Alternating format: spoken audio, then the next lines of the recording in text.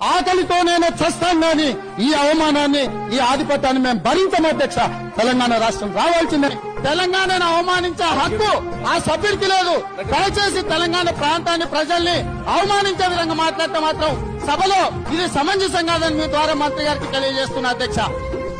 ఈ సమైక్య రాష్ట్రంలో ఒక్క ప్రభుత్వ డిగ్రీ కాలేజ్ కూడా 2009కి వరకు లేదంటే ఈ సమైక్య రాష్ట్రంలో తెలంగాణ ఎంత నిర్లక్ష్యానికి గురి కాబట్టో ఒక్కసారి రంగారెడ్డి జిల్లా రికార్డు తిరిగేయండి అధ్యక్ష. తెలంగాణ ప్రజలు గొర్రెలు కాదు, జై తెలంగాణ ప్రజలు కోరుకుంటున్నారు కాబట్టి ప్రజలు వాళ్ళ వెనకాల ప్రయాణించారు తప్ప ప్రజలు తెలంగాణ కోరుకోబట్టే ఈరోజు తెలంగాణ సమాజం అంతా జై తెలంగాణ అంటుందన్న సంగతిని కూడా గుర్తుపెట్టుకోవాల్సిన అవసరం ఉన్నది అధ్యక్ష.